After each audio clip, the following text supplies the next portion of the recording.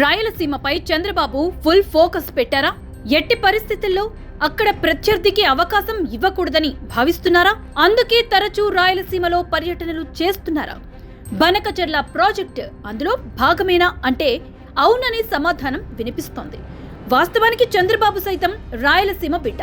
ఆయనది చిత్తూరు జిల్లా చంద్రగిరి నియోజకవర్గంలోని నారావారిపల్లె. అయితే వైఎస్ రాజశేఖర రెడ్డి, జగన్ మాదిరిగా సొంత జిల్లాలో తనకంటూ ఒక ముద్ర చాటలేకపోతున్నారు. నిజంగా అది చంద్రబాబుకి లోటు.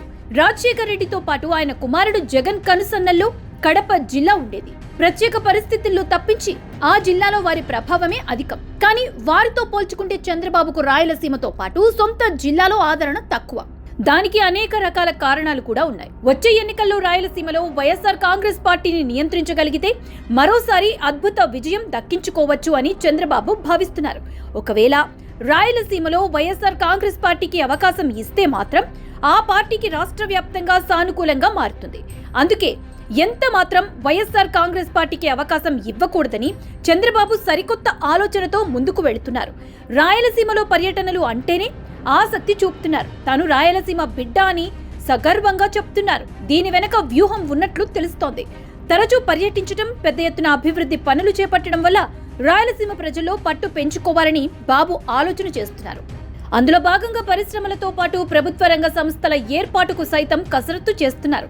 విభజన హామీల్లో భాగంగా రాయలసీమకు హైకోర్టు కేటాయిస్తామని చెప్పిన సంగతి తెలిసిందే. అయితే వైఎస్ఆర్ కాంగ్రెస్ ప్రభుత్వం 3 రాజధానుల నేపథ్యంలో కర్నూలును న్యాయ రాజధాని చేస్తామని ప్రకటించింది. అయితే ఇప్పుడు చంద్రబాబు సర్కార్ అదే కర్నూలులో హైకోర్టు ఏర్పాటు చేసి రాయలసీమ కోరికను తీర్చే ప్రయత్నం చేస్తుంది. మరోవైపు బనకచెర్లను రాయలసీమను సస్యశ్యామలం చేసే ప్రాజెక్టుగా తీర్చిదిద్దుతామని చంద్రబాబు ప్రకటించిన సంగతి తెలిసిందే. అయితే తెలంగాణ నుంచి ఈ ప్రాజెక్టుకు అనేక ఇబ్బందులు వస్తున్నాయి. ఈ విషయంలో ఏపీ మాజీ సీఎం జగన్మోహన్ రెడ్డి రాష్ట్ర ప్రభుత్వానికి సహకరించడం లేదు. తెలంగాణ ప్రయోజనాలకు అన్నట్లు ఆయన మాట్లాడుతున్నారు. దీంతో జగన్మోహన్ రెడ్డి సైతం ముప్పేట దాడిని ఎదుర్కొంటున్నారు. దానిని మరింతగా ప్రజల్లోకి తీసుకువెళ్లడం ద్వారా జగన్మోహన్ రెడ్డి చర్యలను ఏపీ ప్రజలు అసహించుకునేలా ప్రచారం చేయాలని కూటమి భావిస్తోంది. మొత్తానికైతే జగన్మోహన్ రెడ్డికి ఆయువు పట్టుగా భావించే రాయలసీమలోనే ఆయన బలంగా దెబ్బ కొట్టాలని చూస్తోంది. మరి అందులో ఎంతవరకు వర్కౌట్ అవుతుందో చూడాలి.